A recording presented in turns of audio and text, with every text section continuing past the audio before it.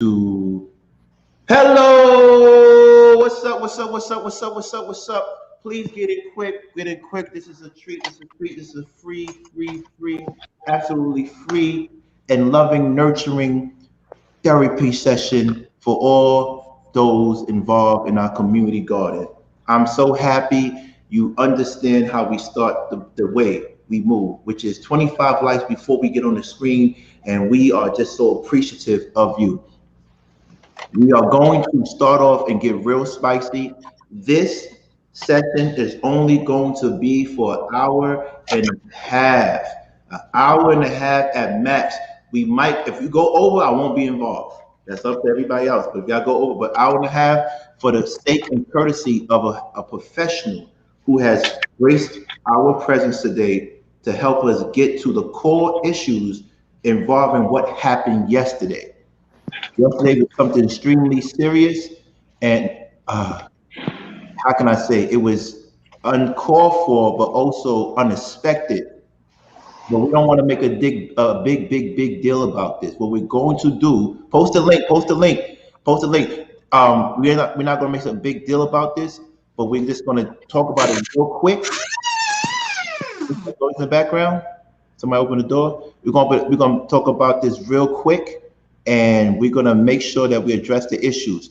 First and foremost, the four horsemen is myself, Chef, Daryl, and the last one. He's not here. I called him to tell him to come to this show. He respectfully declined because I didn't want to control his narrative. Please turn the likes up, and also bring people in. It's going to be a very impactful show. He said that he would like to only talk to Daryl at 5 o'clock on his page. So put E Black's page, please, Maricela. Sorry, keep on saying Maricela.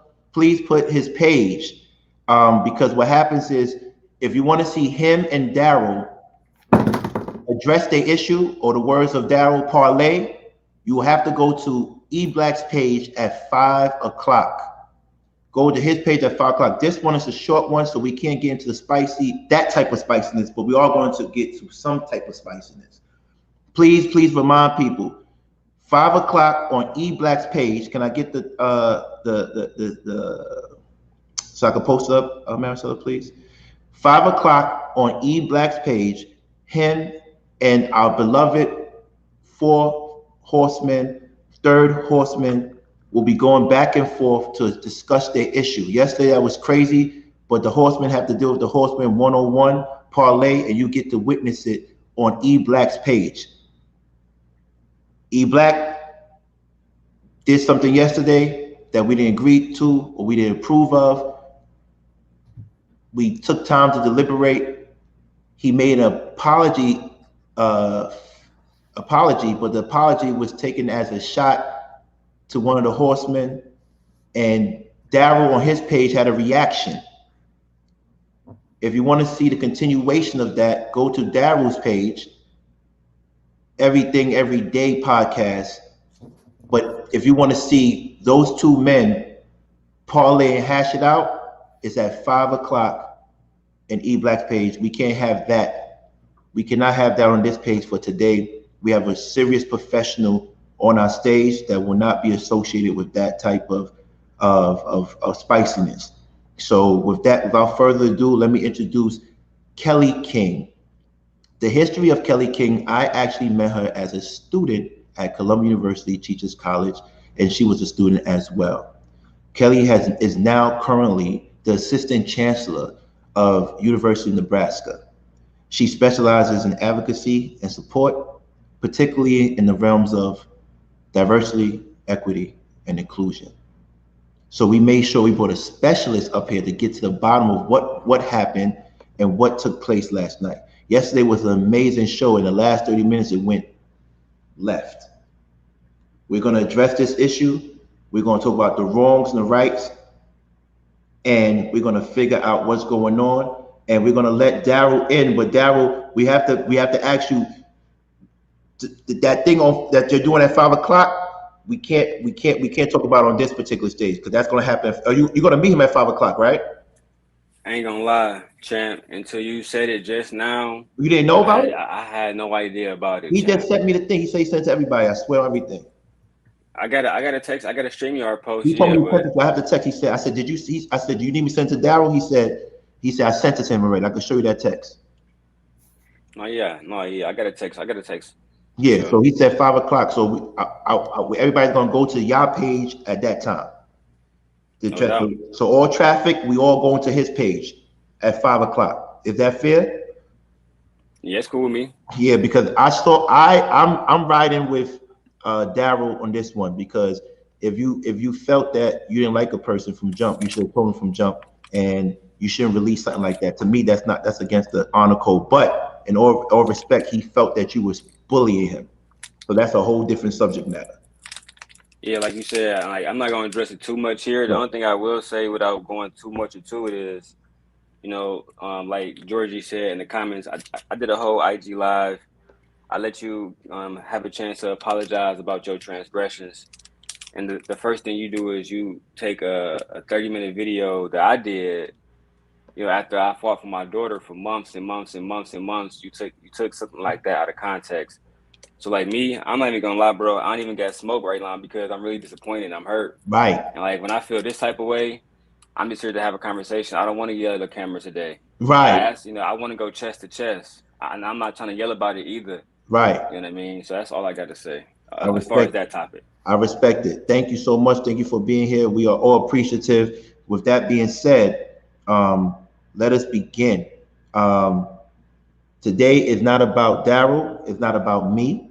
It's not about Chef. It's not about Mayat. It's not about Maricela. It's not about Terry. Terry humbly declined as well. It is about getting to the core issues of what happened yesterday.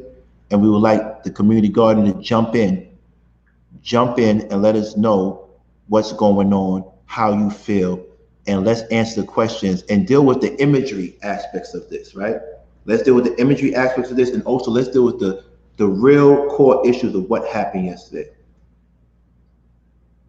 Miss Kelly King, can you tell us what you saw yesterday and how it transpired and how we could work? And I want you to even go against me. Let me know what I did wrong, yesterday. And please have your questions. E Black, if he comes on, please, E Black, you can always comment. And then we see y'all at 5 o'clock. All right. Yeah, peace, everybody. I'm happy to be with you.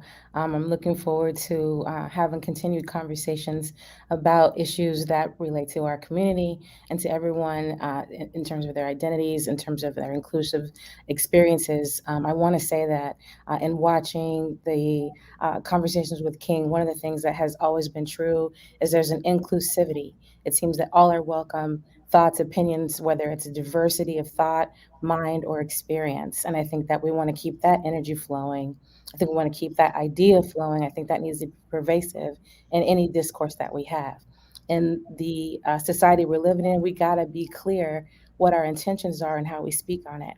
And so as I was watching and observing the conversation, there were a couple things that really jumped out to me straight away that I wanted to bring up, just more so in terms of like ideas of how we perceive and what we understand, as it relates to the comment that was made. And I want to rehash that, but the comment that was made uh, initially changed the dynamic of the conversation. It screeched everything to a halt. And I think there were a lot of different things that were going on. So, whenever we're in a situation where something has been said that is insensitive or is hurtful or damaging, one of the things that's incredibly important is to immediately address it. So if we kind of take it point by point for a moment, me as an observer watching the conversation, and that's the lens with which I'm speaking, is just being a part of the garden, being a part of the opportunity to just observe and to kind of interplay with the comments and things of that nature. But one of the things that immediately happened was when a comment was made, there were a couple people that were hosting that immediately said, "That's not cool. That's not funny." That's not cool. That's not funny. I know King said that. I saw Chef say that. And I saw, and we're going to talk about visual versus audible, thinking about like what you see versus what you hear and what you're experiencing, right? So everyone that was visible kind of had a physical reaction. And there was an audible reaction among some as well. So, as we think about diversity and inclusion, as we think about how people address issues that are concerning to them, speaking up is something that either you have to practice or you have to push through. One of those things is really important. Some people don't have a problem addressing issues whatsoever. Other people, it really does cause them anxiety or stress to bring something forward, and they may feel like they're not equipped to do that. But addressing it is critical. And so that's what you did. You said, that's not funny. And then again, going back to a visual, the comment that was made, the person that made that comment, their body language indicated that everyone should have known that it was a joke. And so there was kind of this uh, visible reaction that kind of pushed off what was said as that's not funny. It's kind of like everybody should know I was just joking.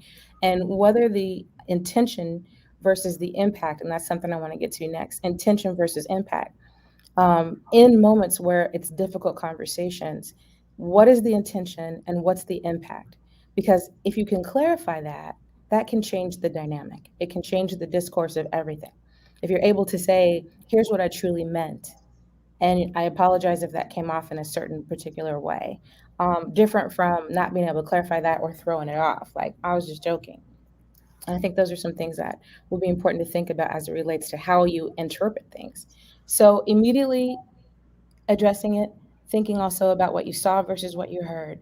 And then one of the things that I think is also important, and I really want to just kind of play into this for a second, King, one of the things that you did was you said, that's not funny, but then you came back Right. and you said, we got sponsors, we don't agree with this. I want to be clear, this is something that we don't ascribe to. Right. And what I wanted to make sure that the audience is clear of is, what is the intention of your heart? Turn the lights And up. I believe that the intention of your heart was, I want to make sure that everybody knows this channel does not support any negative or divisive comments, anything that's hurtful or rude. Right. But what I would say to you in the future is, don't put the sponsors as the first point of addressment, Right. because anybody could confuse that with you thinking, oh, I got to save the channel for the sponsors. Right. This is what it is you truly mean. Right. So I want to say my intention was not to put the sponsors above what happened. But, for me, the first thing I'm saying, people are taking a chance on me, and I don't want to fumble the bag. In layman's terms, I don't want to mess up the bag. And because this bag is potentially going to help everybody else out that's associated with our movement and our platform, my platform, and that me and Chef Darrow and even E work to create a movement. So I don't even want to mess that up. But I want to say, no longer would I put that first. I would just say, what's going on, and just say, we did make things right. But what I can say is that even I'm held accountable. Thank you, Miss Kelly King, for holding me accountable. Even though I didn't do anything wrong. I didn't do it the best, and that's why we're here, for us to do it the best. Turn the lights up. Turn the lights up. Turn the lights up. Turn the lights up. Turn the lights up. One thing I want to say too. I'm hearing the comments, and I know you can see the comments. E Black did apologize. Let's make that very clear. He did apologize. Why are we talking about today? Because how did he apologize? What did he do after he apologized? Today, we are changing and shifting the paradigm. It's no more cancel culture. It's coaching culture. The reason why E Black did wrong, because he had a chance to rectify the situation, but he didn't use that time to rectify the situation. He used that time to add more drama with the video he sent to Daryl. The artwork says, "My apology." When you click on the artwork, it goes to something about Daryl, which wasn't an apology. But to E Black's defense, he said Daryl was bullying him, and I didn't see that. I wasn't there. I got off the screen. I didn't see that. But with that being said, we want to talk about the way he apologized, Kelly. How do you apologize? And Sure. what did you do wrong? Sorry. King, would you mind if I step in for a second? Because I'm not gonna stand for too long. Because like I said, no cap, I'm upset, bro. Damn. You feel me? Like no cat, bro. I'm not here to make no threats. Right. I'm not here to say nothing, bro. Right. But you took a real dark part of my life and you tried to use it against me because you was too coward to give me a call. And as far as why I'm up here talking about it now is because when we Turn the lights up. when we set to come together and do something, that's Yes. like we creating Nike, right? What we doing is creating a brand. So I wasn't beating on him, but if you beating around the bush, I just need you to say that we as men, we don't stand for this. We as the Four Horsemen, you as E Black, however the fuck you want to put it, fam. But can you please do that for me? Remember, Stella was upset. Terry was upset. Other people was calling me upset, bro. I got 12 FaceTime calls this morning. You feel me? So at the end of the day, I give you opportunities. I go live the moment you cut it off. I say, you know, I ain't like how King cut it off. Come live. We can continue to talk about it. Right. You don't apologize, right? People say he apologized. No, he didn't. If I slap a woman in the face and I say, I mean, you deserved it, but I'm sorry. That's not an apology. Right. You didn't take a definitive side to say I don't support abuse. You know, or in this situation, racism. You know, and I wasn't bullying you, but I needed you to take a defensive stand, and you didn't. And this is what you do to me because of that. I'm visibly upset. I'm gonna fall back to the studio. I got y'all. I'm watching. I'm hearing. Right. You know what I'm saying? But I know emotionally I'm not here today. Right. I just want to tap in and say I fuck with y'all, but no, I can't do it. I understand. I All right. understand. Like I said, I understand where you're coming from. That shocked everybody. All right. All right, guys. All right. Thanks for being with us. Yeah. So Kelly, how did he apologize wrong in respects to the whole situation? And this is not assassination of E. I caught E before I did this. I had a conversation with E. He allowed me to do this. I don't sugarcoat. I called him before we actually came online. So if not, we're not talking behind his back. He knows this. I invited him to come on. He said he'd rather have everybody go to his page at 5 o'clock to deal with this. Turn the lights up, please. Turn the lights up, please. Kelly, can we talk about this, and then we're going to talk about what Mayat talked about yesterday. Sure. About the holistic approach of what's going on with Black women in interracial relationships. But let's get to canceling culture and coaching culture. What is the difference?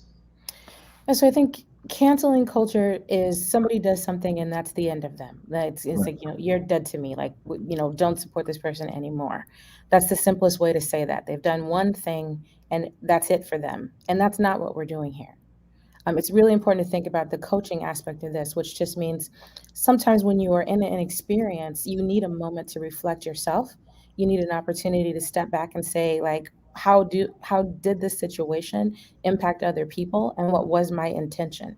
Again, what's the intention versus what's the impact? And so with this, I think it's important to know that, if it's true that the Four Horsemen are about uplifting the community, we got to take a stand when things don't uplift the community. And understanding what that means doesn't mean this person is no longer, a Four Horseman. It just means that now we have to address the situation and give a person a chance to do that. Right. He did step forward and say, let me man up and let me say this. And Yes. then he said, if I offended anyone, and I want to just kind of pause right there, because anytime you issue an apology, something that the person who has been affected by hears is, what's the intention of what you're saying?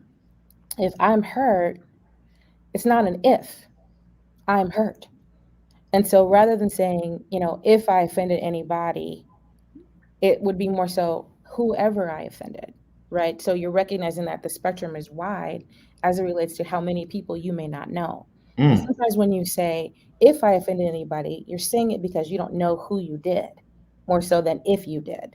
But Right. it comes across as a little bit flippant when you say, well, if I, offended anybody, then I apologize. So just in terms of a coaching point, to say, whoever it is that I offended, because then that is a culpability. You take ownership of that in a very different way, Right. rather than throwing off, because it can sound performative if you say, like, well, if I offended somebody, I'm really sorry, I didn't mean it that way, and I hope you don't take offense.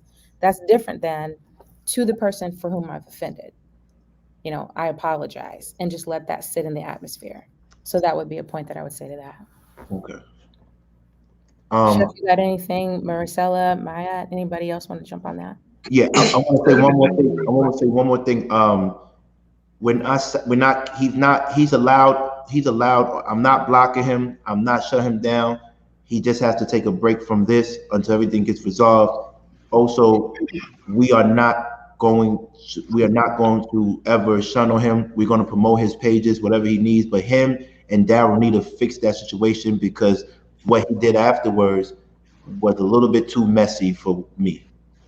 And if you don't know, if I hope that people are not commenting without knowing all the facts. Before you guys comment, know all the facts. Because a lot of people jumping out the window. Oh yes, TJ, we're definitely gonna let you on in this. I will never play you, Auntie TJ. We know we love you. But we want to make sure. So let me give you a brief illustration, and then we're gonna jump into the core issue of this. Imagine a black woman on a all Asian show, and then an Asian man says, you know, some people vaginas taste like watermelons and chicken.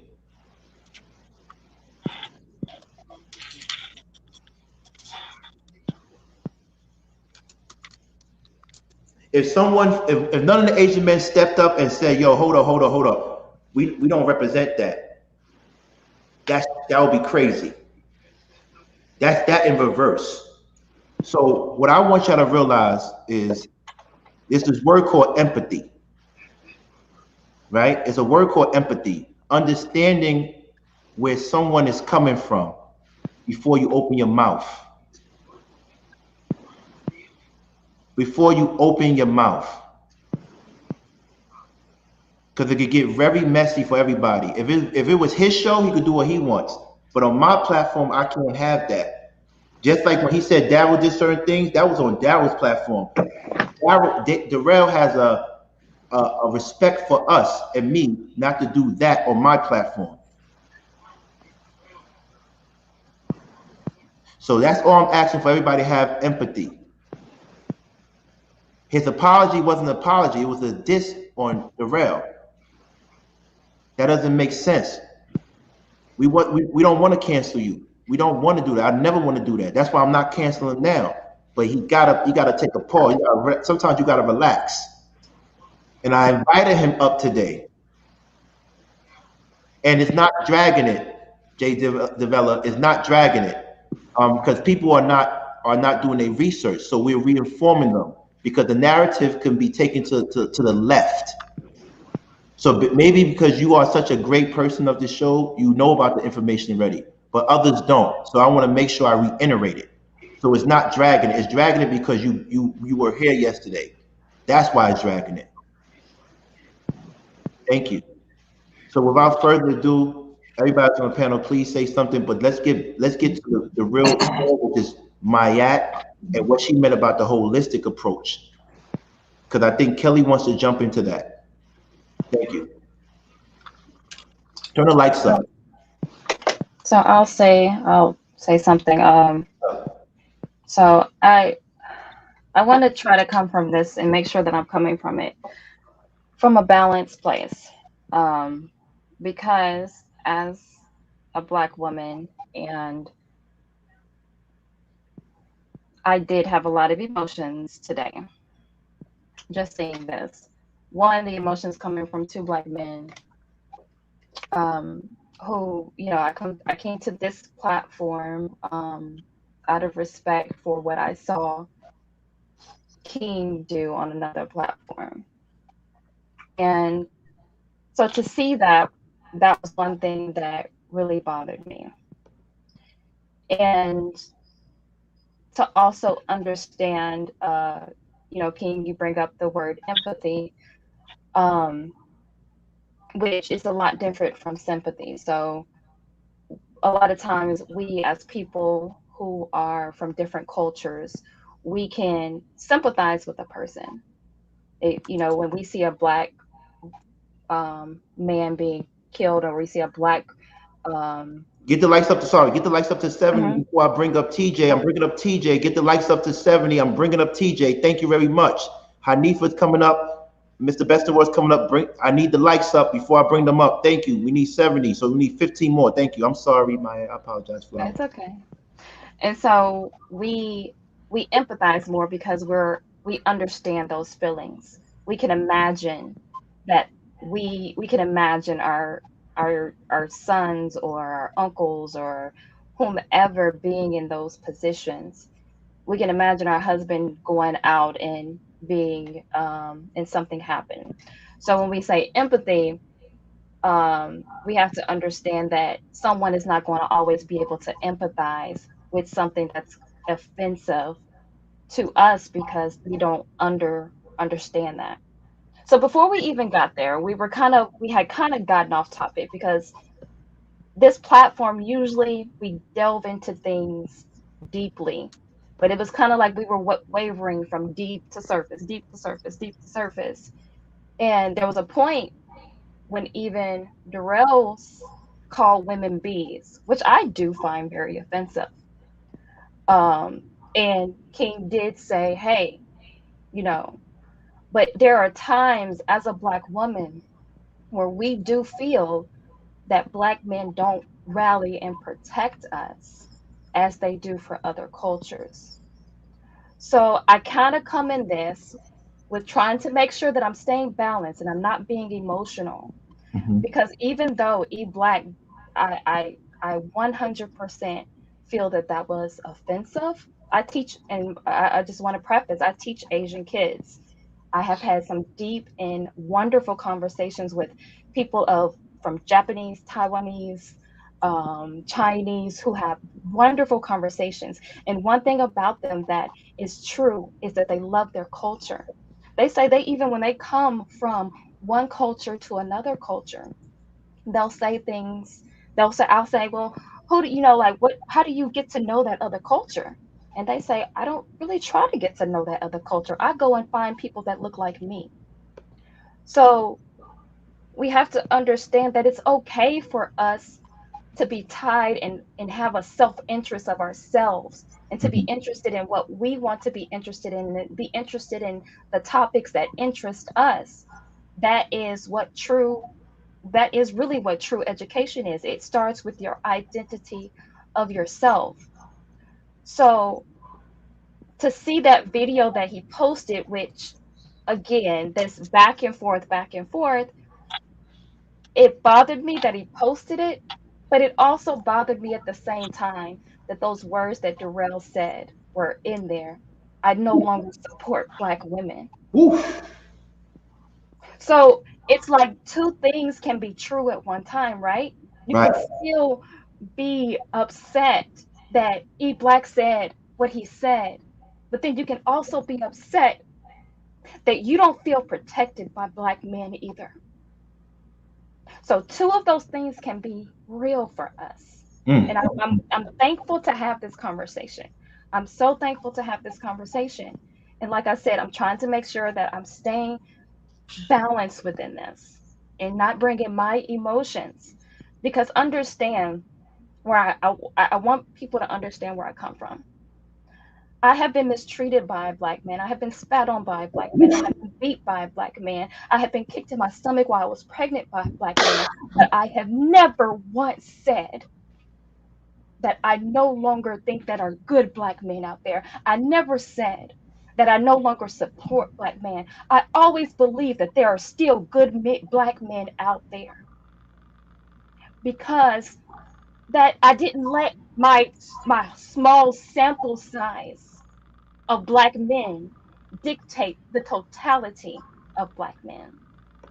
So I just want us to be able to still have a balanced conversation and understand that there's still there's still so many things. And yes, we can talk about his apology, but we have to understand that within his apology, he has to be able to empathize with that person. Like, I don't know, sometimes because he said it so fast, and there have been things that have been said by different, and then where we got to, and Hanifa made a good point in the chat. She said we have to address how we even got there in the first place, Right. Right. because a lot of times there are things that were said about different cultures, about, you know, the spicy Latina, you know, so that can be a stereotype that is accepted because it's a good thing to say. You can say those things and it'd be okay, and say, well, Asian women are good nurturers. Right. And one thing that wasn't said, there was, I think we went across the board. You said everything across the board except for a black woman. Mm. What's the stereotype for black women? The Mm. angry black woman? You I, know, I'm not looking at the chat, but you know, what am I addressed as being a black woman right. for feeling this way, you know? Like, Right. am I playing victim? I don't, you know, those are things that we have to address within ourselves, and being making sure that we're using it to balance, be able to feel for other cultures, to understand, like, hey, I sympathize for you. I understand. Like, you shouldn't say that, you know? Even when Maricela, you know, came on and was saying that, you know, there's some things that I've even said, but this is a public platform and we can't say those things, but also internalizing. I like what Kelly King said, like, where is the heart truly at though? Right. What is it that you internalize? Those little triggers that we do have, you know, because before that he was saying some good things. He was saying, like, this is my perspective on being with black women, you know. So it's a lot of different things there that we can address, and it's to come to a solution. Let's get to a solution which take actionable steps. Right. So I want to say one thing, and thank you so much. Do you feel like this platform allows you to say what you truly feel, Maya? I do i Thank, do thank you. You did throw shots at me, but I love you anyway. I Uh, did. I you didn't threw throw shots at shots. me. You threw shots at me because I did say I gave all the stigmas but black woman stigmas because I don't want to. Oh, okay. Okay. No, I gave all the stigmas but black woman stigmas because I didn't want to say anything bad about black women. Right. But that's the thing. Yeah, so Why does it have to be bad? I didn't. I know. Can you say I know. something positive? I didn't want to say anything bad or good about them. And I named Okay. every culture, and I said, "What do y'all think?" Because these stigmas is because we had a conversation about interracial relationships or fetishes. Mm-hmm. Mm-hmm. So I said certain things that were associated with, allegedly associated with those group of people, but it never came off in a degrading way.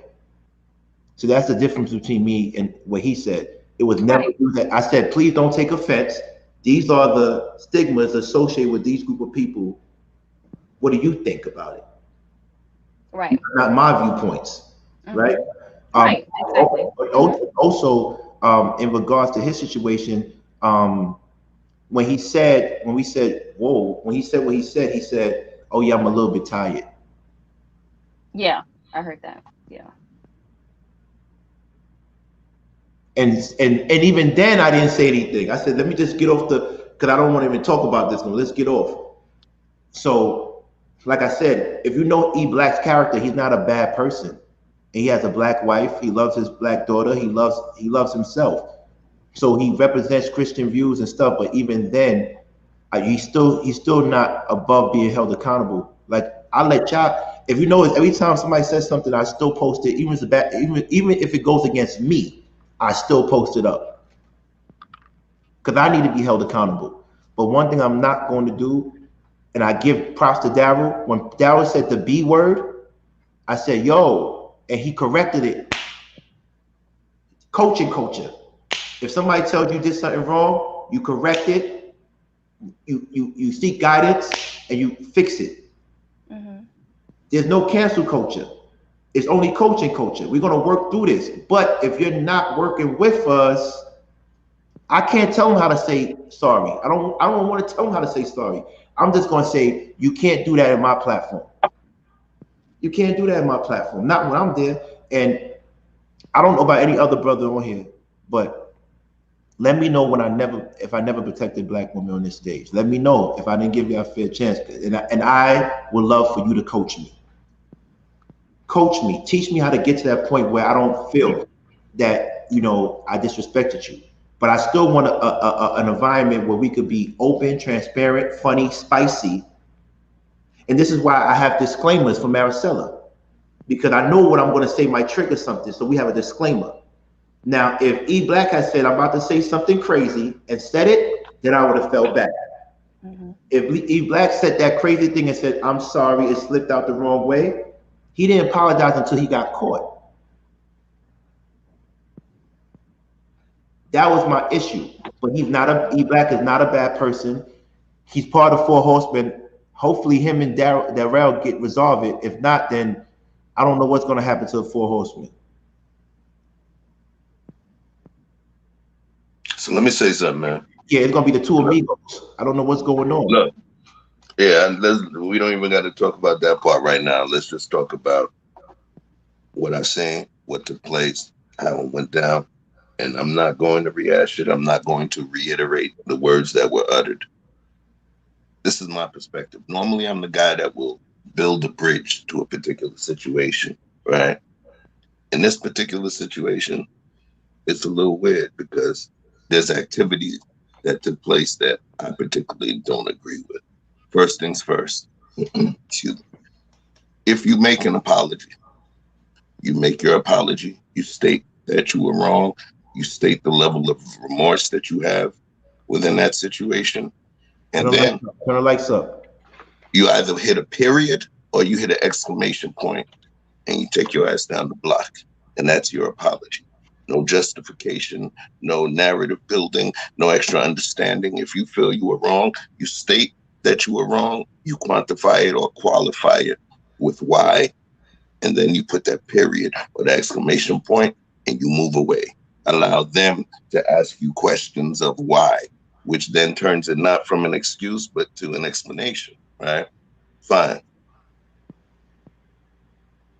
The apology, partial apology was made. Was it sincere? Nah. I said, I'm tired. Yeah, man. Yeah, sorry somebody took it a certain way, man. I was tired. When we as humans exhibit fatigue or certain levels of stress, what that does is it breaks down the walls of our inhibition, and it allows, just like, when we drunk, it allows the real us to expose ourselves. So when you state, I was tired, it doesn't mean I was wrong. It just means that, damn, I slipped up and let some real shit out. That's what that means, okay? But then, and here's what you guys don't understand. After that, what took place was he posted a video of his apology. He was supposed to be going to go do an apology video and posted a video called My Apology. And what that video consisted of was an angry rant that Darrell made sometime in the past. An angry rant with language that is not, I can't speak to, I can't agree with, and it was wrong. He represented our flowers wrong. It, the BLM talk and all of that seemed somewhat antithetical to the character that he portrays.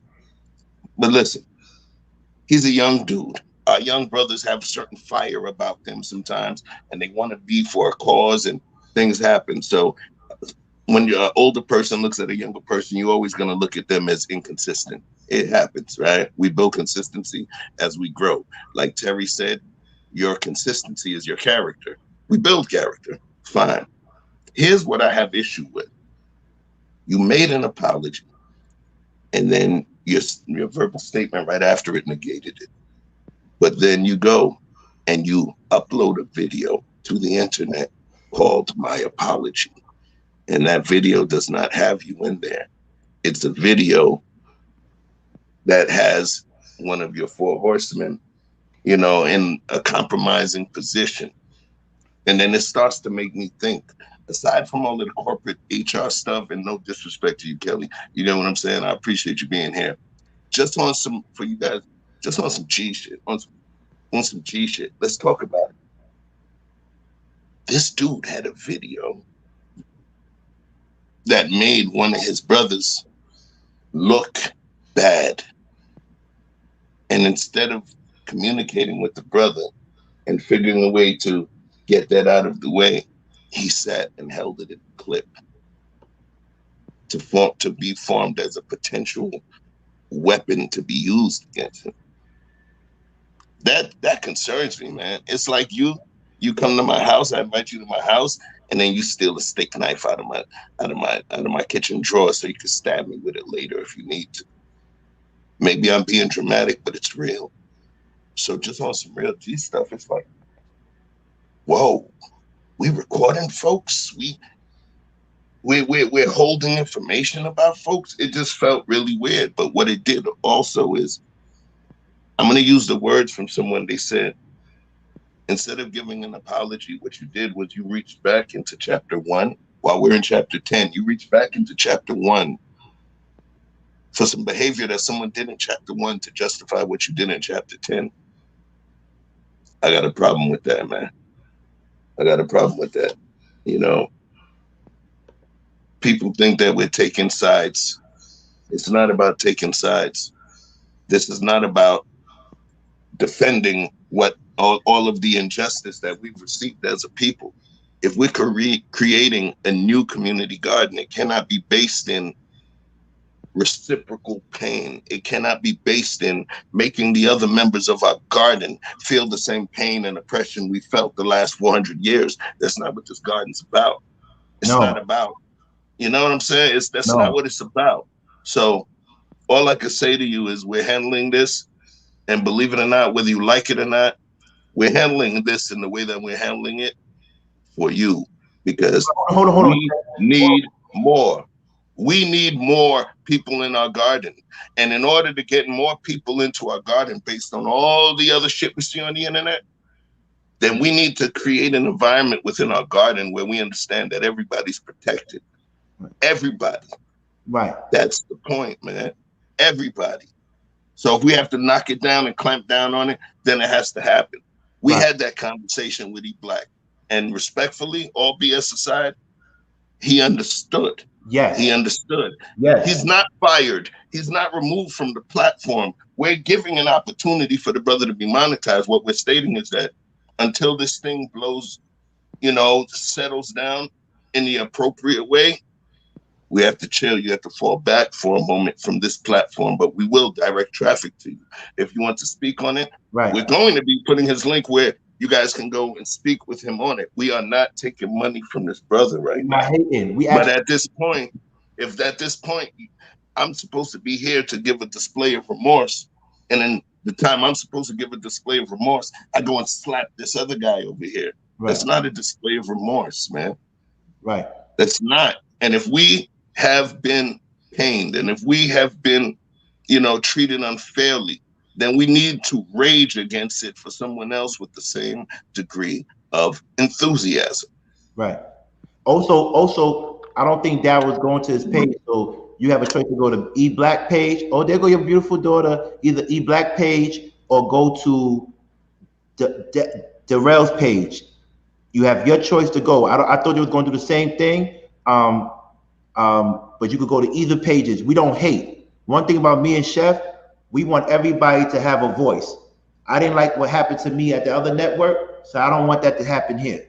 And I'm glad that homie kicking dope logic, he came on the chat room saying a couple of things I wasn't feeling, but thank God he exercised grace and patience and listened to Kelly King, listened to Rashawn, and listened to Daryl, and now he says, I understand. I didn't understand the full story. This is why we have to keep on coming back and reiterating this information, this knowledge.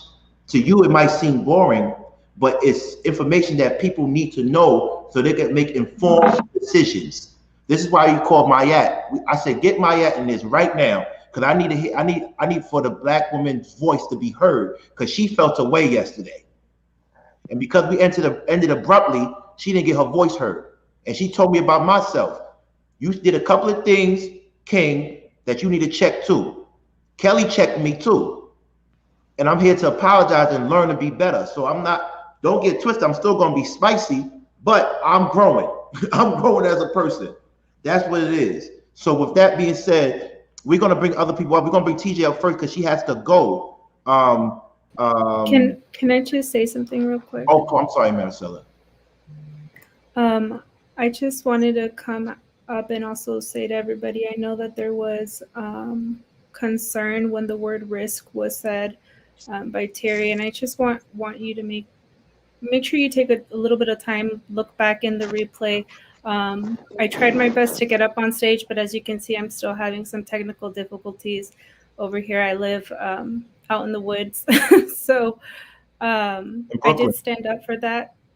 I will always stand up for anything that comes up in front of me as soon as I see it. I think that's important. I think maybe my approach could have been better. So if I offended anybody, I'm sorry, but I do want to make sure that you guys take time to see that I did respond to that word risk, because I didn't think that was appropriate either. However, I hope you guys are enjoying today's discussion and see that we're really trying to make an impact on how we proceed with these kinds of topics, because they are hurtful for everybody involved. Thank you. Thank you so much. I appreciate that. And to make something very clear, Maricela does not love me. Thank you. We're gonna put we're gonna bring TJ up, but Kelly does. Thank you. So we're gonna put TJ up, and TJ, thank you for coming. We know we always gotta let you come in whenever you want to come in. I need a lights up though. I want my man Ibrahim to come. I don't know Robert Watkins, but I want you to have your input too, brother. You're gonna come up too. Please be patient. Thank you very much. Hanifa, you know, sister, you gotta come up. Mr. Best in World, I'm bringing you up one at a time. If you have questions or statement, because we got a long line, so make your statement, and so I can have other people come in. So TJ, without further ado, if you have any questions for any one of us, let us know. And Kelly, please don't forget to chime in, because you're helping us to deal with this on a higher level. All right, you're really helping. This is what you do. This is what she gets paid for, and she's not cheap. Hello, she's not cheap. All right. How y'all doing? Can you hear me okay? Yes. Okay. Yes. Real quick, I just had a broadcast with my daughter, you all know, from 11 to 2. Well, 11 to 1. There was some discord in the chat. And the reason why I'm bringing it here is because I did a follow-up pretty much immediately after that, because I asked, are we speaking or typing life or death? And the reason why I had to go up and kind of talk about that afterwards is because kind of like what would happen here. I mean, I'm not going to talk about this specific situation. Turn the lights up. But sometimes when the chat is doing what the chat does, you can be having a powerful conversation, a powerful discussion. And when the typing gets to going back and forth, it derails it. Right. And what you should be focusing on, you're not focusing on the message because you're focusing on the chat. Right. That happened during my live, and I had to kind of ask, let's be nice to one another. And shout out to both Lucky Marie and What the Funk, because there was some discord there. And I can safely say I know both of them. And I know that neither of them meant anything hurtful. But what happens is when we bring ourselves, there's a song that Harold Melvin and the Blue Notes used to sing, you can't hide from yourself. Everywhere you go, there you are. Meaning, when you come to these platforms, you're bringing your own life experiences. You're bringing the life experiences of those you love or who have loved you. It is framing your perspective. So when someone else is speaking something, whether you understand or agree or identify, let's not devalue their experience, because when we do that, we're saying you don't have a right to feel the way that you feel. You don't have a right to say what you say. And then we get to typing. And see, we don't know each other. Right.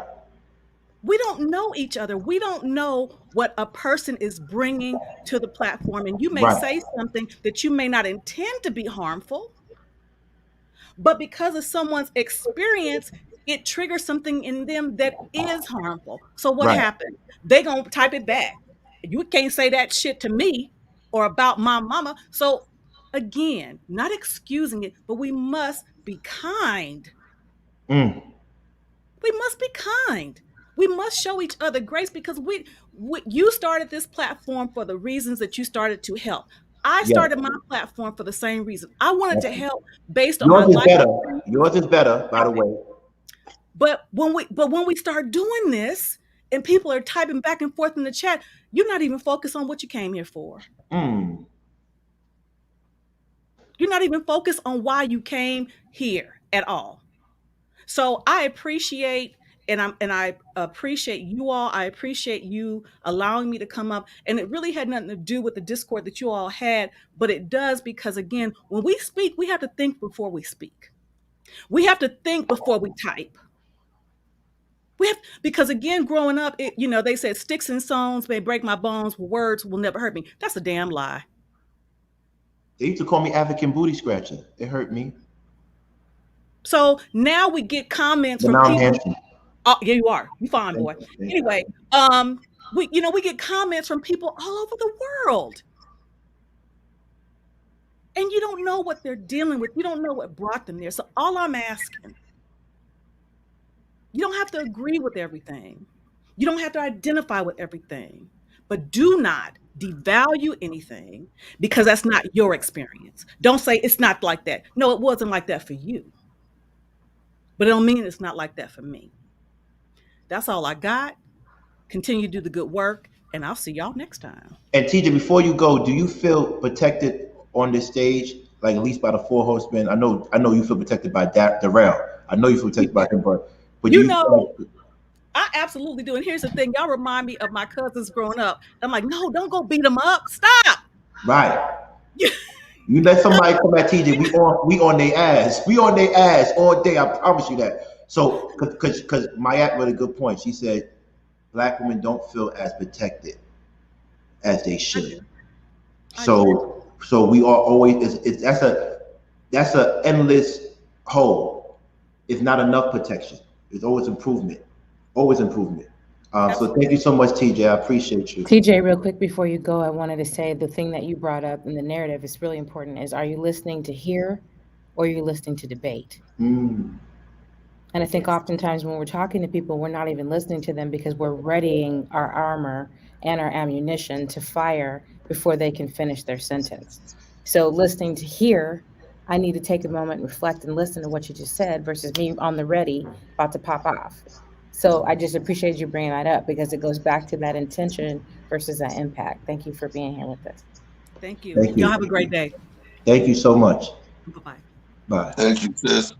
Okay. Next up is Hanifa. Hanifa.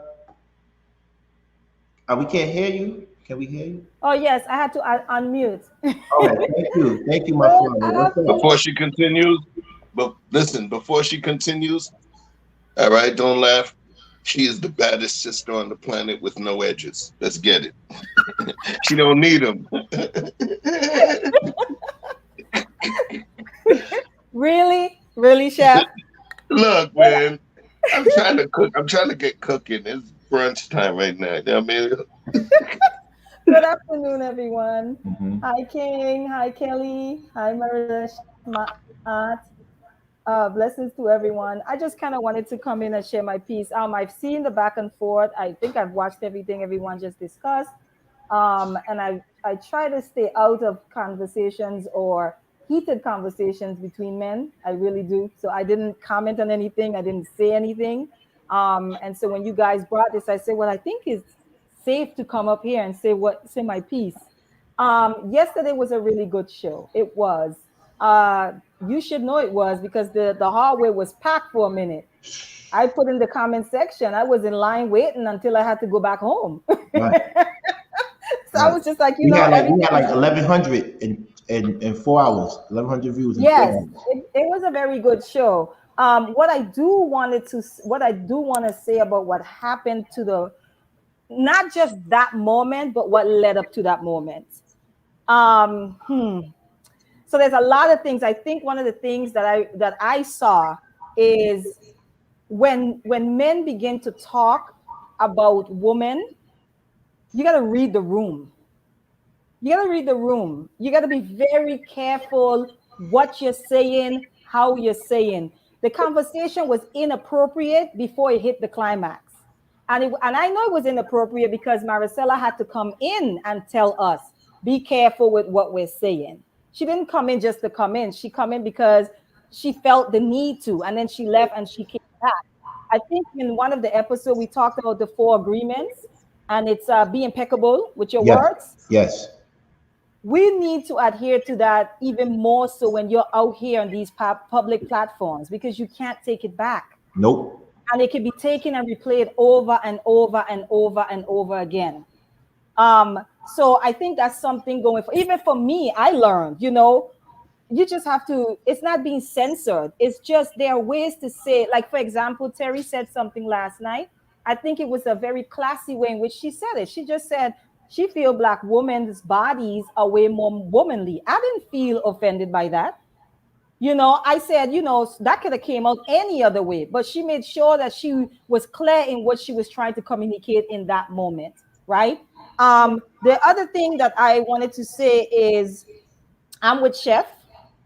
I come from a very peculiar background, and I'm with Chef. When I saw what that brother did, the first thing I said is, so you just had that in the clip waiting? Oh, that shit. that is concerning. That is concerning, and that is never okay. It just isn't. And then I also know in one of the comment sections, To give you context to that, let me give you context. Sure. I spoke to E Black today, and it's documented. E Black wasn't feeling Darrell, but they made amends on my show. Okay. One of the first 2 shows, Darrell apologized to him. Darrell took the bigger route, and they became friends. That's when we became the 4 Horsemen. So you might have a point. Did you hold that? Why did you hold that? That was crazy to me. So that's it. Yeah, and for me, that's your character is in question at this point going forward. At least that's how I function. That's how I operate, right? But I know also when Daryl did his live, there was some woman, and I think my aunt already spoke to this, where there were some things that was said that, some women may say, Black women in particular, well, I didn't see you guys say anything about this, so you did, but all of a sudden everyone is jumping to protect, this. But I could see how, and that's why I keep saying we have to go back and look and see how we got to where we got to so that we can make those corrections going forward.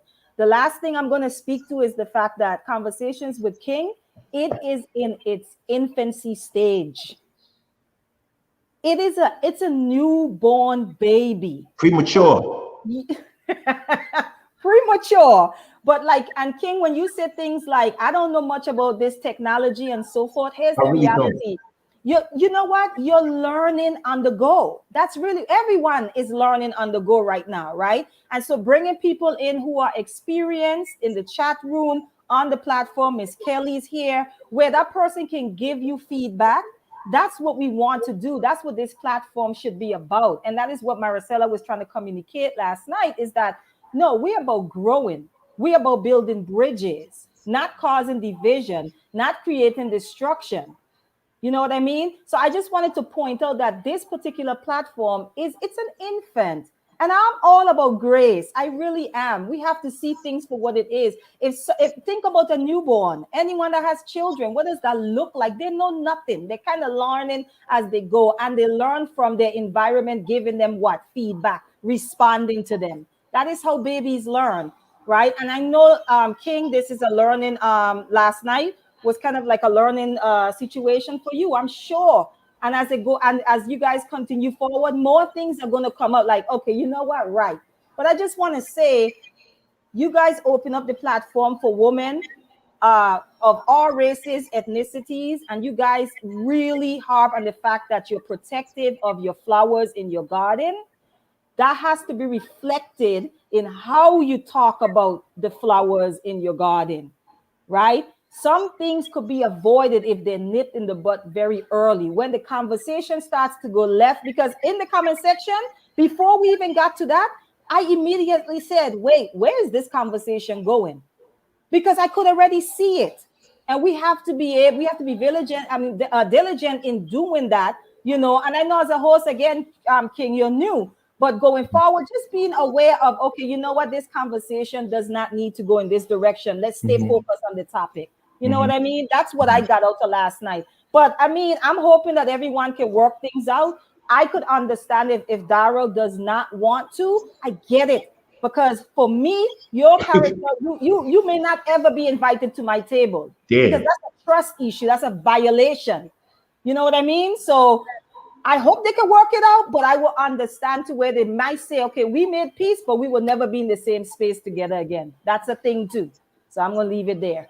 Hanifa, I love what you said about the infancy. And I think what's important to think about is, what are the nutrients?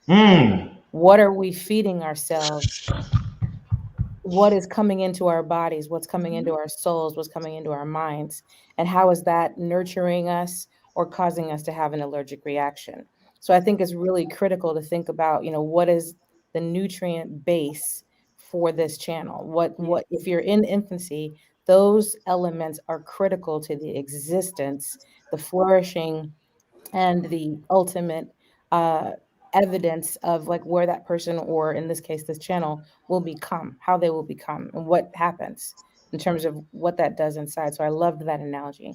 And I see the rocks constantly trying to protect the garden. I see it. We see it in the comment section. It's not just Maricela. We see the brothers in there holding it down as well. You know, shout out to Maricela. That's the best gardener ever. But the rocks being there, they try to hold it down as well. And everyone is trying their best. You know what I mean? But we don't catch everything because we're also bringing our own stuff to the table. And so this conversation that we're having, the one we had the last time when we felt like King, you know, interrupted the whole, we have to have these. Y'all let me have it. Y'all let me have it. Yeah. And we can't run for, I'm a little bit disappointed that E-Black didn't come on today, because I'm just like, we have to get used to sitting in discomfort so that we can grow. We have to figure that out. It's not, grow, anything that grows goes through a process of friction. Anything. Diamonds, anything. Growing pains. Oh, yes. So we have to not be afraid of that. We have to not back down, because the more we do it, the more we learn how to peacefully do it. But if we keep running away, every time we get into these situations, they're going to blow up bigger than they really need to be. So I'm here for the uncomfortable situation. I'm here for the growth, and I'm here for the togetherness. And let's do it. Yeah. So let me say one thing. We truly appreciate you, Hanifa, because you always come in with that work. You always bring in that work. Always, always. Thank you so much, Flower. Wealth and Health doesn't know what flowers mean. Can you please, Chef, give a 10-second definition of why we call the woman in this room flowers, please? 10 seconds, you crazy. So, wealth and health, here we go. We are in the garden. The rocks, we present the solid, dense mass. Rocks are normally placed on the outer periphery or the outer perimeter of a garden to keep those flowers safe. No one can step on a flower by mistake without stepping on sharp rock and feeling pain. Why do we protect those flowers? Because flowers utilize photosynthesis and light from the sun to produce air and oxygen for us that allows us to breathe. But what happens is when we use up that oxygen and do what we do, we expel carbon dioxide. And what do those beautiful flowers do for us? They absorb that carbon dioxide and use the light to retransform it back into oxygen, to breathe life back into us. So our flowers, our mates, our women, literally, they take our shit and breathe back life back into us so that we can fight again. So we always must protect our flowers within our garden. Our flowers are protected. And our garden does not represent one block, one town, one city. This is our global garden, regardless of color, race, creed. If we wish to build a greater society, then we must understand the totality of our garden and protect all with the same level of enthusiasm. And I want to say one thing. We are at the infancy stage, but I don't know about y'all, but Conversations with King is going to be huge. Oh, yeah. So I treat it like that. And what do big networks do when situations happen? They get someone who's a specialist in what they do, like Kelly King. We bring the specialist in. because that's what I'm moving like I'm a big dog because I'm a big dog, period. So we're bringing people in that do this, that come in and fix situations like this and make it a learning moment, because we all know we have different learning curves. Not everybody learns at the same time. I hope Darrell and E Black can fix their situation, but if they can't, conversation with King will go on. Darrell know he's a 4 horseman, but Hanifa just woke me up to something I didn't think about. That character thing, that kind of messed me up, Hanifa, which I didn't think about it like that. Anyway, let's bring up Ibrahim, and then we're gonna bring up Mr. Best in the World. Thank you.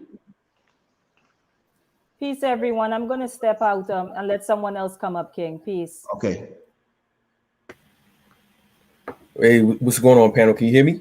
Yeah, I can. Hey, Abraham, what's going on, brother? Hey, what's going on? What's going on, Chef? Turn the lights up. Let me borrow that camera. Let me borrow that camera. Turn the lights up. We down. Turn the lights up. Okay, so what I'm going to say about this issue is two things. One, I think that E Black. Let me get close to the frame. One thing I'll say is I believe that E Black, in his attempt to be pro-Black woman, did it kind of, I guess he was a little bit reckless. I guess because his point was that he was like pro-Black relationships, men and women.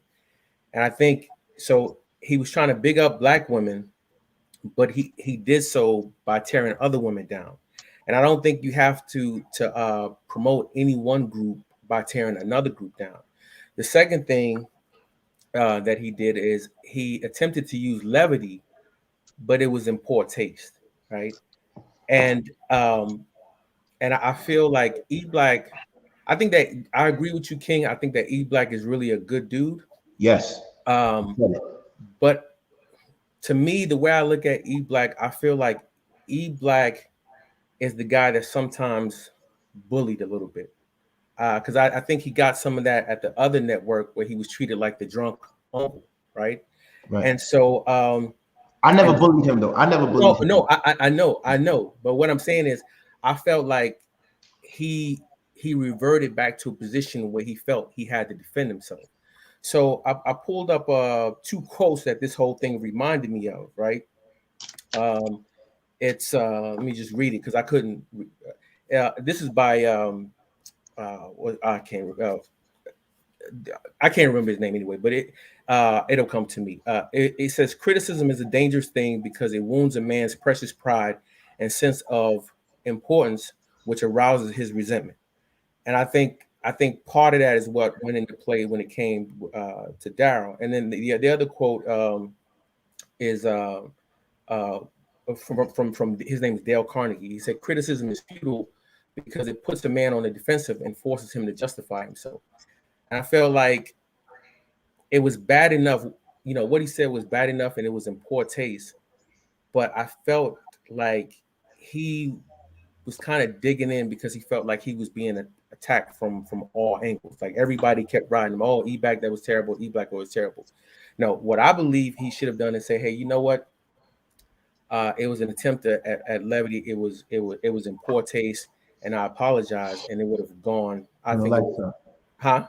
No, I'm saying turn the lights up. I have Tourette's. Turn the lights up. Yeah. Yeah. So no, but I think it's a teachable moment, and I would hope that E-Black wouldn't be cast out. I think it's something that you can learn from it, and I think he can bounce back. But I hope he doesn't dig in and just decides to go his way. I like the dynamic between the 4 of you brothers. So that's pretty much my take on it. For Ibrahim, I want to say one thing. I'm not gonna lie to you. When I saw Darrell try to talk to him, he was trying to make amends for the situation. But I also could see how, like, based on what you're saying he was bullied the other place, so he probably felt Darrell was bullying him. But you need to make an apology. I'm checking you. I get it. I wasn't there for that. But if he maybe he felt he was bullied, but I don't think Darrell would bully him. I don't think so. But if he felt he was bullied, you can't tell a man how to feel. You can't tell a woman how to feel. If that's how he felt, that's how he felt. Right.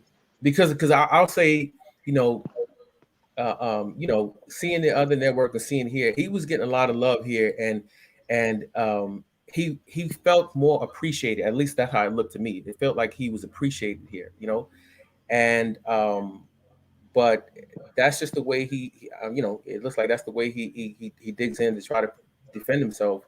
And I didn't think it was called for, but I really hope that that you guys are able to put this behind you and just use it as a teachable moment. I want to say something. Can I say? Okay. I want to say something real quick, and I'm sorry, Maya. This is just based on what Abraham was saying. I feel you on that, family. Maybe my take on it is wrong, and maybe that I can get some clarity. But what I do know is this, I was on the live stream with the guy after it disconnected, and I was literally in the middle of talking about you need to get your apology together and don't even show your face on the internet until you deliver an apology. And he was like, yo, I gotta go, I gotta join this live. From my understanding, and this is me utilizing radical candor, 100% honest. He didn't realize, I don't think he realized that when he was walking onto that live, that it was going to be that situation. Whenever you look at somebody throwing a punch, you don't just look at it as a punch or an assault. Sometimes you have to look at it as a defense or a counterpunch. You know what I mean?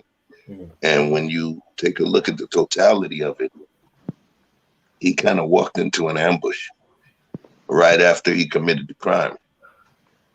And so in terms of that response video, the response video almost seems like, oh, word? That's how you gonna do me? Okay. Is this what I got on you? That's the way it came across.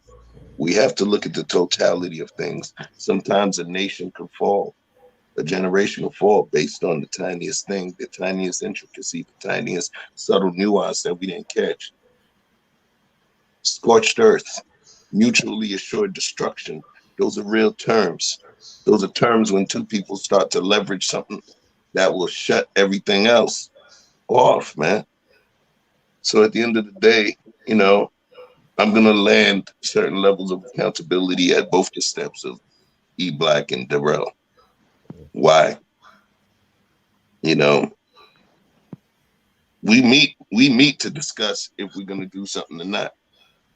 You don't just tell me you coming to pick me up to hang out, and then you take me to the courthouse, and then you're working as a judge, jury, prosecutor, and executioner, feeding me to the folks. It comes off totally disingenuous, and it shows a lack of loyalty. Shit, I thought I'm just coming to kick it with you, and then now you're putting me on trial.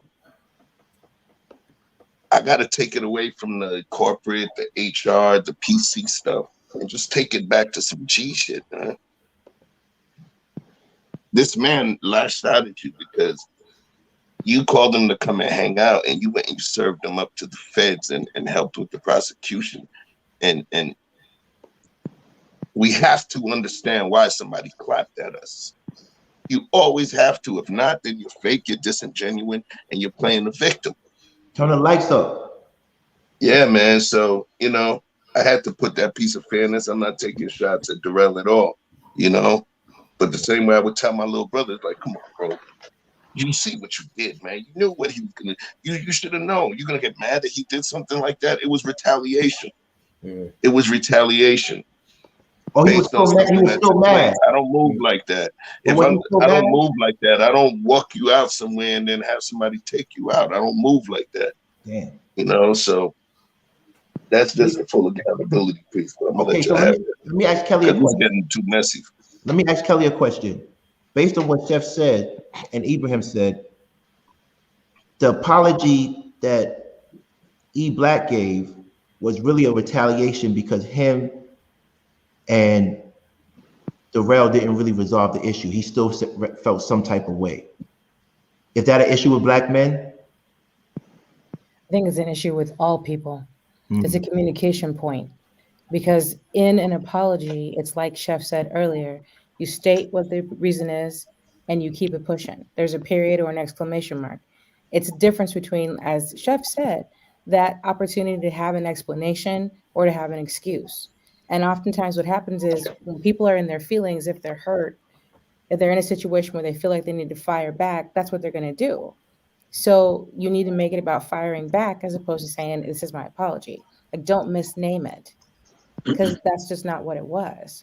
I think that's the thing that's really important, is just like, you got to understand what you're actually saying. If I say I'm sorry, I can't say, like, even like Darrell said earlier, he was just like, you can't say like, oh, I'm sorry I hit you in your face, but you deserved it. That's not an apology. So I think part of it is just understanding, like, what is the root of the reason why you're speaking? Are you speaking in defense, or are you speaking to say, like, I recognize that I actually made a mistake and I want to make that right? That's a distinct difference. I know Mayette had something she wanted to say too. I didn't want to cut her off. Before Mayette, after Mayette, we have Mr. Best in the World. Thank you. Yeah, so it was in what Abraham was just saying about E Black being kind of that, kind of lifting up Black women, but at the same time tearing it down. So in that conversation, I just want to make sure that we understand, because that conversation, it just kind of went left because he was talking about that, and then it was a whole kind of different thing that happened. So I don't believe the two were connected. And so, like, in Know Thyself, it says that self-affirmation does not presuppose the negation of other groups. So he had said that, and then I had even came in and said, well, okay, like you're saying that all women, because initially he said all women are the same. And so I said, well, I would say that we're different in how we're treated. And he said that we were treated where he said he wasn't talking about treatment. And I was saying, so we're not looking at this holistically. And then that's when we got into the kind of the sexual nature of women. Noise in the background. The noise in the background. Sorry, there's noise in the background. Please go on mute. And we have to understand communication. Like, we don't properly know how to communicate. I didn't learn how to communicate in my marriage until years down the line, to properly communicate. So what right now it's a pretty bad communication. And so I tell my kids, whenever there's something, okay, she hit you or she yelled at you, but I want you to look at what did you do in that situation to also fuel the flame. So I think we still have to look at how both parties are communicating. Now, I didn't look at all of Darrell's Instagram lives, but I was looking at different sections. And if I'm not mistaken, there was a point where he directly apologized to Terry, and she even said she echoed the same sentiments that Abraham saying, well, I know it's because you're pro-Black and you are, or in, like I said, those two things I believe are separate. Like, just because someone is affirming that their self-identity and that they love themselves or that they love other people that look like them, it doesn't negate the other person. It doesn't negate that other person, or it doesn't belittle that other person to self-identify with yourself. Question to Kelly from OG Brother Clarence. He says real men would not object to a G check from a colleague. So what is the difference between, and this is for Chef Ibrahim and Kelly, two men on a panel, two rocks on a panel, and Kelly being the expert. What is the difference between men bullying each other and men G checking each other? G checking means holding men accountable. Psychologically, since you're asking to make a delineation, bullying is bullying in its smallest sense. G-check is a little different because with G-check, there's actually a specific goal that is not a selfish goal. A bully will work out of ego, pride, and selfish wants. They want to take your lunch money so they can eat a sandwich for free. The G-check, especially in front of folks, works a little different because it technically or within street code or whatever, G-check works with the specific reason to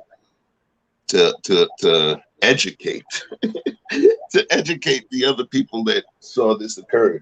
Somebody made G-check another brother, not to help the other ones there, but just to show the other ones, don't play with me like that. This is what happens when you play with me. So in essence, a G-check and bullying, you know, depending on the perspective, is pretty objective, is going to determine how you look at it. You know, one is like Victor Free said, one can be destructive versus the other one being constructive.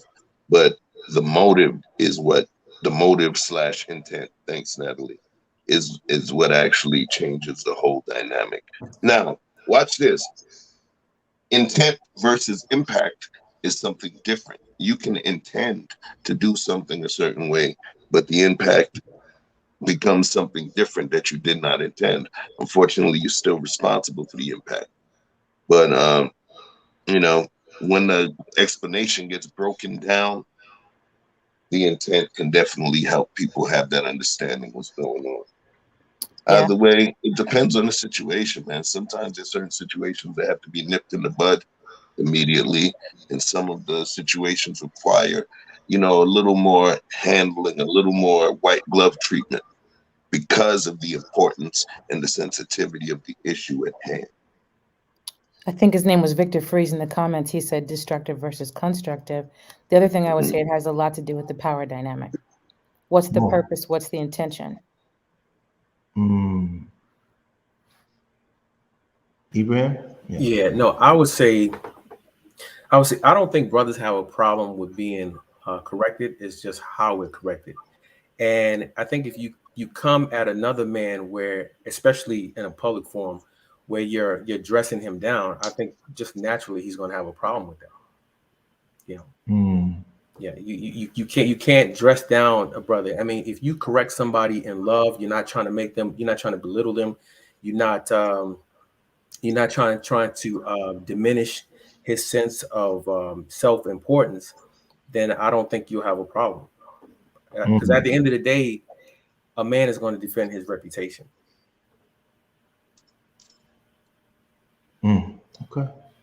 Okay. I don't, man. I'm just happy that we're coming to some type of clarity about what happened. So now we have to talk about something that's really deep and that's going to hit home. And I just want everybody, I hope everybody, Marcella, please put the warning up, please, because I don't want to trigger anybody.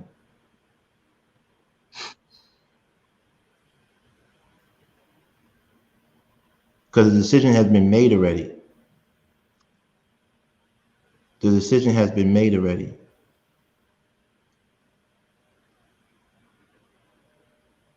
Is the warning up? Can I put the warning up? Because I want to make sure that I read it entirely so we don't trigger anybody. Is it coming up? Oh, yes. The following content may be identified as triggering and sensitive content to some audiences. We do not promote or condone violence or bullying. Maricela puts this up literally 20 times every show. If you look at every video, we have a discretion that we do not promote this at all. So if I don't stand up to this, that makes me a hypocrite. So y'all want me to be a hypocrite now? That's what y'all want. No, I won't be a hypocrite, but what I will ask you, which is the tough question, can E Black come back on this show and have a partnership with Chef, Darrell, and I after what he did to a guest and to a fellow four horsemen? Is it possible? If it is possible, show me, tell me the way. Mr. Best in the World? Yes, sir. Yes, sir. Anybody? Ibrahim, Maya, Kelly, Marcella, is it possible that he could come back and work with Darrell after what he said? Can you hear me, bro? Yes, we can. Okay. I'm gonna speak to a few things. I'm gonna touch on on literally most. I'm gonna touch on every point, and I'm gonna talk about my personal experience in regards to just racist comments, because I have a lot of personal experience in regards to that. Unfortunately, I've had that happen to me, you know, on a few occasions as a black man. But first, you know, I definitely want to thank you, King, for having me on your platform. Thank you, brother. Appreciate you. You know, family first. You know how we do. Right, family first. Shout out to Chef, and definitely shout out to Maricela. Thank you for just standing up and speaking to how hurtful racism really is. You know what I'm saying? Definitely thank you, Maricela, for stepping up and speaking out. I appreciate that. Oh, Mr. Best in the World, let me say one thing, and I stand by this. E Black cannot be a racist. He's a black man in America. No, I said a racist statement. Oh, no, I'm not saying statements, but he could make prejudiced statements. Black men and black women cannot be racist in America. I hear you. Yeah, because we don't run the institutions. And let me know if anybody disagrees. No, I Kelly might disagree. I think there can be racism on our part, unfortunately. Okay. Unfortunately. Okay. We shouldn't be. We definitely shouldn't be, especially if we understand our history, you know, within this institution and abroad. We should definitely not. But, you know, sometimes that does happen. And I've seen it happen. I've seen it where a kid who's a different race is in a school, and, you know, it's predominantly us, and we start calling them all types of names and all types of everything and bullying them and everything else, you know. And that's unfortunate, you know. So, you know, I just want to, you know, start by just thanking everybody, everybody that's on here. Thank y'all for just being on here. So first, I'm going to speak to the E Black situation. As far as E Black and Darrell, you know, I believe they will resolve those issues as brothers. And I believe that they will, you know, get past it. They will deal with it in a respectful and mature manner with love, and they'll get past it. I really believe that. Right. So that's one. As far as what he said, and I'm gonna give a little disclaimer. You know, what I'm saying is not my view. It's not my view at all. Okay, but I just want to give some clarification because I live in this area, or I have lived in this area, so I understand the mindset of where E Black is speaking from. Unfortunately, and you know, E Black is from the Bay Area. You know, and in the Bay Area, you know, when it comes to certain dialogue, certain rhetoric, they partake in certain things that everywhere else they will not partake in. Okay, so basically, you have people of different cultures using the N-word as a slang in reference to other people, and their excuse is, "Oh, I grew up with this person. I did this with this person. I grew up around black people, so I feel like I can use it." And I'm like, no, nobody should be able to use it, not even black people. You know, that's a disgusting word. If you understand the definition and where the N-word comes from, it was used to enslave us, degrade us, and treat us like trash, and treat us as less than human. So that word should never be used by anybody in slang or anything else. You know what I'm saying? So I don't use that word. Thank you, Ken. I'm glad you don't. I don't use that word. You could glad you don't, brother. Never catch me use that word. Thank you. And I don't either. With that being said, because in the Bay, they talk to each other in that manner. You know, they also use that in other connotations as well, whether it comes to intimacy or anything else. So that's where that could have came from. I am in no way supporting or accepting, you know, what E Black said. It was completely disrespectful. It was completely, you know, it was just wrong. It was racist. It was wrong. It was sexist. All of those things. It was completely wrong. I don't play like that. I'm from New York, so when I came to the Bay and that was happening, I had to literally refrain myself from like literally hitting somebody. Like I had to refrain myself because I had to understand what environment I was in, and I had to understand that, you know, one, I ain't trying to catch a charge, so that's one, and two, also I knew that these people came from a different environment than I did. Now, do they need to be socially responsible? Of course. You know what I'm saying? They need to be socially responsible and aware and stop doing that. So people in the Bay that's doing that, please, everybody in the Bay Area that's doing that silly stuff and that racist stuff, please stop doing it, because it's not funny. And it's definitely offensive.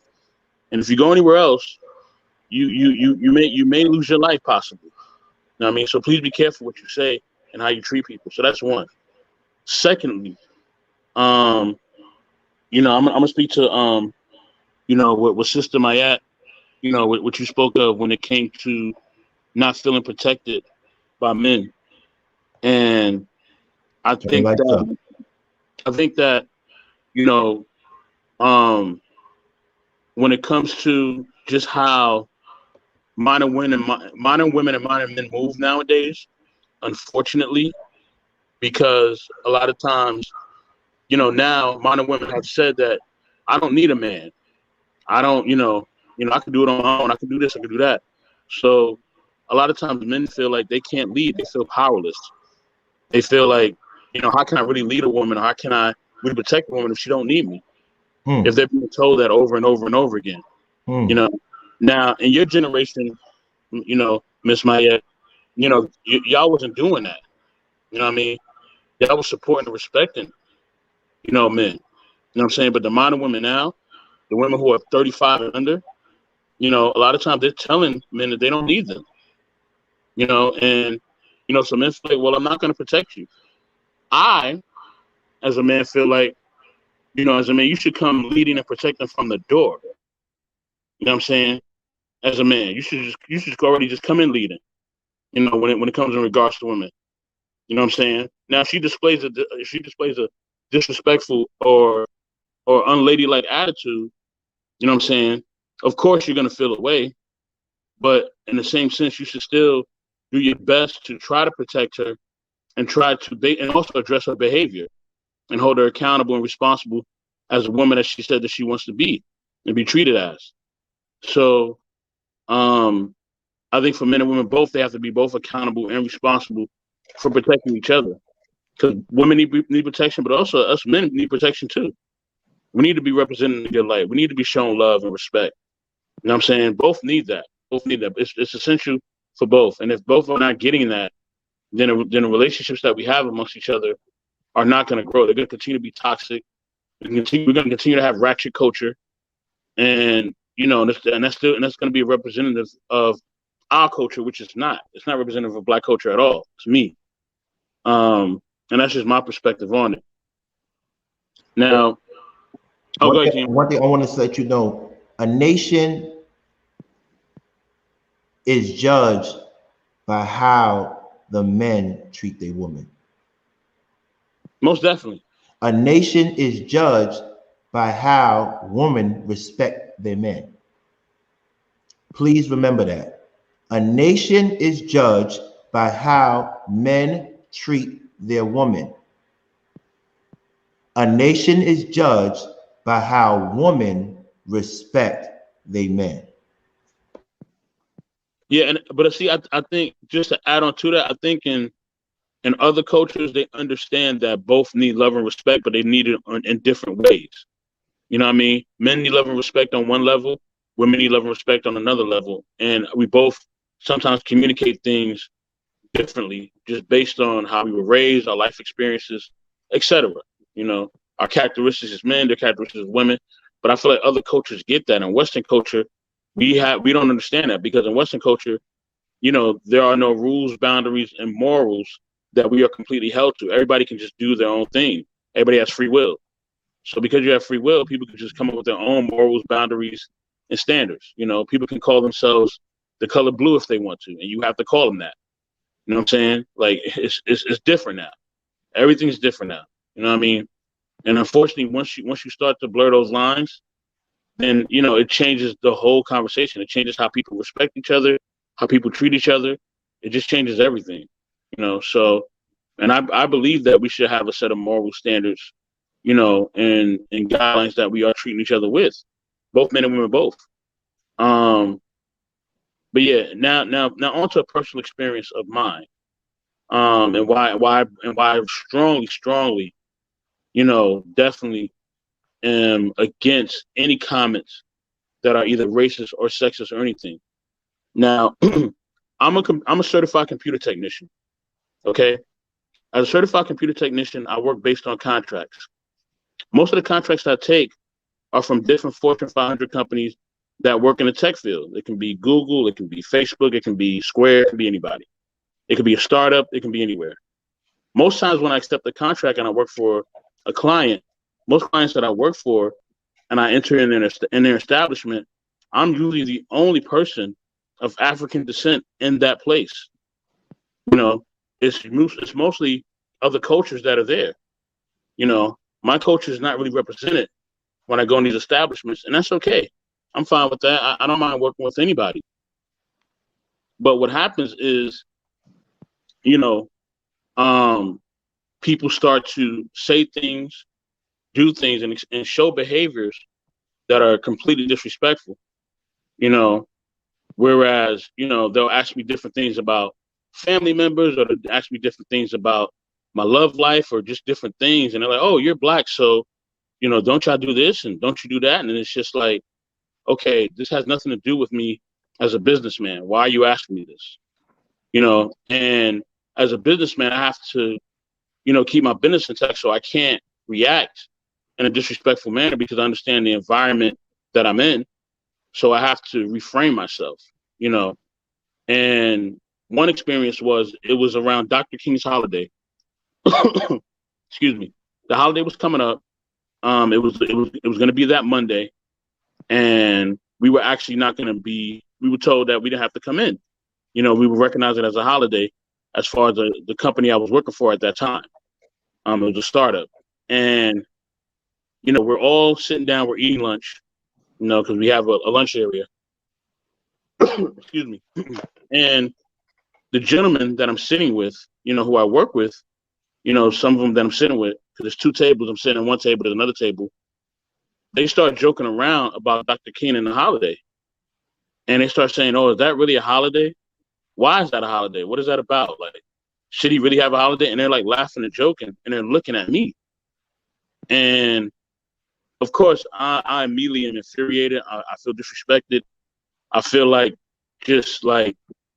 somebody just like poured like a whole bunch of garbage on me. Like, it was just like, I feel like somebody like smacked me. Like, it was just like, it was the most, or somebody would spit on me. It was like the most disrespectful thing that a person could just do. And I had to sit there, you know, they're laughing and joking. They're like, yo, that shouldn't really be a holiday. Why is that a holiday anyway? And they're just laughing and joking about it. And I'm sitting there, I'm trying not to get angry, you know, I'm trying not to get overly emotional.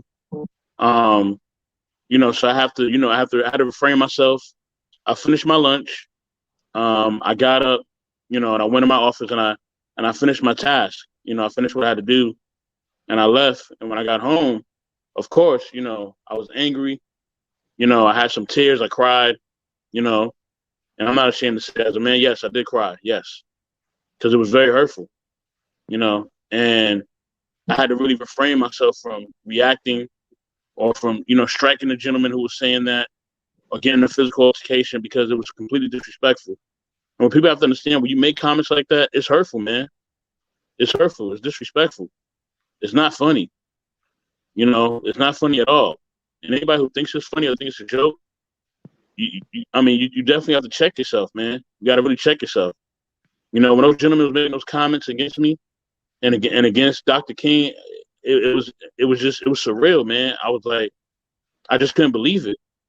I couldn't believe it. You know, and even me thinking about it, it makes me emotional now. Like, I just couldn't believe that this was happening to me. You know, I come here for business. I come here, I respect everybody. I speak to everybody. I never talk bad about anyone. You know, I never say anything about the way I'm treated or anything like that. And for them to make that disrespectful offhanded comment was just those racist comments. It was unbelievable, man. It really hurt me, and just in a lot of ways. And it really was hard for me to work for that establishment after that. But I continued, and I worked for them, and I fulfilled my contract. I completely fulfilled my contract because I knew that's what Dr. King would have wanted. He would have wanted me to be an example. He would have wanted me to stand up and continue to do what I have to do, you know, and finish out my duties. That's what he That's what he represented. That's what he sacrificed his life for, and that's what I wanted to represent. I wanted to represent that we can overcome and we can achieve what we set out to do, in spite of people having views that are evil and racist. So Thank you so much. I really, really want to comment on that. I think appreciate you sharing that story and talking about how hurtful things can be. I saw Maya had unmuted herself a bit ago, and I think she wanted to kind of add to the scenario as well. Maya, did you have something you wanted to say earlier? I did. Did you want to go ahead? Oh, okay. So there were a lot of things there that were said, but I do want to address when it comes to racism. So racism is so ingrained in this country. So it's kind of like even the holiday of Christopher Columbus, right? Like Christopher Columbus did not I mean, he didn't even make it here. So, he did not even he's not the father of this country, right? So the thing is that it goes back to that empathy kind of thing. Like they don't understand the history behind that, but also their intent. What was their intent behind the laugh? What was their intent behind what was being said?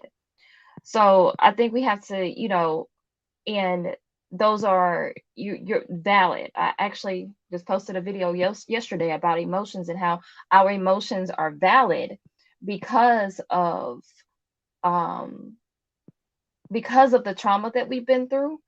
But what I really wanted to talk about was when you were talking about women, Black women being protected and things like that. So I think, and I don't want to mix up what you were saying, but it's also being protected is not always physical. So understand that we're not even just talking about being protected physically. So I believe that I had rose-colored glasses, and I even told my husband this today. Like, I feel like I had rose-colored glasses because I'm always a woman that holds Black women accountable. I hold my daughters accountable. I've always been preaching to Black women as being, being responsible for the next generation. So the music that we listen to, and how it is affecting us, the shows that we watch and how it's affecting us, all these things that affect us, and we're the ones sitting at home watching it, and it's doing something to us. So when you talk about a modern woman, and so I'm in that, I just turned 36, so maybe I'm not in that age range that you're talking about, but when it comes to modern women, it's also, you have to understand the root of that. And this is why I love this platform, is because let's get to the root of the problem, and we can take it back into the 70s and things, and we can say women were accepting the handout for the government, but why did we have to accept that? There's someone on Instagram, and she was talking about Kevin Samuel's videos, and she said the thing that is not addressed is how we got there in the first place. So he might address men losing their jobs and things like that, but we have to also address that even back when our ancestors were on the plantation, remember, Black women were on the plantation with you. Understand that as women, we had to see you die, right? And and like I said, like,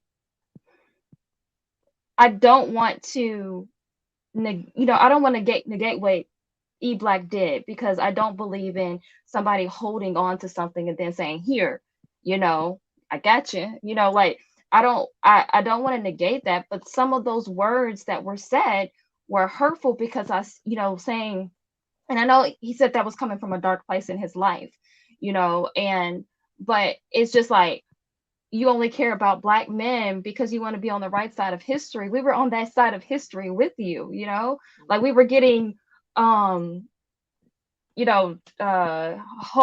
with you, all those different kind of things. So I think we have to understand that we're not just talking about being protected physically, we're talking about being protected mentally, we're talking about being protected emotionally, we're talking about, hey, let's dig in here together. We're both messed up, we're both broken, we both have all these things going with us. Let's dig into it, let's see why we're there. And the young lady on Instagram, she was saying that Black women have all the signs of PTSD. So, what do you do? How do you address someone who has PTSD? How do you address that? Do you say, oh, you're not worth my time? Or do you actually tackle that with us together and say, let's look at this? So there's so many different layers that we need to tackle. And I say I have rose colored glasses because I, as a Black woman, have always said, oh yeah, Black men protect us, and I would hear other women saying, talking the negative things they are about Black men, but Black men also are very much in support. This is a great platform for us, but then you have to look at these other platforms that are being supported by Black men that are demeaning Black women. So that was really just, what I wanted to speak on. Yes, there's modern women, but let's look at the root cause of how we got to that place and how we got there in the first place. Yes, sister. I'm sorry, King, go ahead. Yeah, I just want to say one thing. We about to end this real soon. So I want everybody to get their final comments, but I want to say one thing. Let's refrain from using absolutes. Let's not say Black men, Black women, because we're not monoliths. We're not monoliths. So that's the thing I get. Black men are not protecting Black women. No, say these particular Black men are not protecting Black women. Don't say all. And we can't say Black women don't want to be nurturers. No, say the ones you're dealing with don't want to be nurturers. Make that very, very clear, right? But when we start speaking in absolutes, we'll be in a better place. Because when you speak in absolutes, the person that's really trying is going to feel offended. They're going to feel offended. So we want to be careful how we use absolutes. And also for other networks that demean women, let me put something on to you. Put you onto something real. Most men, I don't care what sphere you in, I don't care what pill you take. Most men that adhere to those channels are not in a position to help a woman out anyway. Those men that go to those channels are not who they say they are, because most men that really have it their way and the resources, they don't complain. They just move on to the next woman. Why are you complaining? When you complain, that shows me that you can't change your situation. When a person complains about their situation, that means they have no way of changing it. Because if you could change it, you would change it and you wouldn't be complaining. When someone complains about a food that they have, a person that has the money to buy another plate will say, I don't want this. Can you please give me another one? But a person that doesn't is going to say, I don't like this shit. I got to keep on eating it. Oh, man, I hate this shit. Because you have no options. So once again, please, I beg of you, let's not use absolutes and let's focus on creating more options instead of complaining. Thank you. Yes, and I'm responsive. Oh yeah, no, we can't respond. What we're gonna do is we're just gonna close out. I'll do like 10 seconds if you don't mind closing out. Yes, sir. Yeah. Starting with Maricela, and let Kelly end, please. Thank you. I just wanted to say thank you to everybody that came to see this. Again, I think if you didn't see me speak very much, because I do want to hold space, and I think it's very important that you learn to speak up and when to step back. So that's all I wanted to say. Thank you guys. Thank you, Kelly. Seven Co in the chat said tone, timing, intention, and education. Those 4 pillars will guide us to have better conversations and learn more about each other. And I think that's something that we all want to think about as we move into learning more about how can we have constructive conversations about difficult topics. Thank you for allowing me to be with you today. Okay, so King, you're doing close. So you never did want the answer to the question that you asked, because I thought you posed a question. Yeah, I posed it, but I think Mr. Best went to tell his life story about that situation, and I didn't want to disturb it because it meant something to him. But he didn't answer the question. But that was a very telling situation, and he needed to get it out because it affected him. Right. But we didn't answer the question. We'll answer another time, unless you want to answer real quick for your outro. Well, yeah, for my outro, I'll say this. Obviously, it's your platform, and so your prerogative to do as you wish. I just don't think. I think he made a mistake, and I don't think that one mistake should be a death sentence on the platform. If it were my platform, I don't think that would be enough to say, "Hey, no mas." It was a poor attempt at levity. It was a poor attempt at trying to defend and elevate Black women. Right. So I just don't feel like it came from a malicious place. Right. And so for that reason, I would say no. I don't think that warrants being booted off. Now, the issue with him and Daryl, that's something that's different, and that's something that the two of them are going to have to work out. Because, like I said, to me, looking at E Black and seeing his experience, I feel like he's a brother that feels like he's kind of bullied and treated like the drunk uncle at the barbecue. And so he's going to do what he has to do to defend his reputation. That's my 2 cents, and I'll end it there. Okay, perfect. Kelly? Let me say something. No, Kelly got to go. She has okay, I'm sorry. Go ahead, Kelly. King, I'm cool. Okay, you cool? Okay, sorry. Yeah. Go ahead, Chef. Thank you, Kelly. Appreciate that. Abraham, what I would say to you is this. I want to give you an opportunity to review in chronology what took place and how it took place and when it took place. One thing I noticed about you from watching you on other broadcasts and even seeing the way that you display yourself in our broadcast, you're an intellectual brother. You're sharp. One thing that you are, though, you're stoic. Your stoicism. You don't move around. You know what I mean? You know that everything is coming from the totality of your brain, right? That's one of the things that we as brothers like to teach our sons. Stoicism. Because stoicism is almost antithetical to men displaying what we call femininity.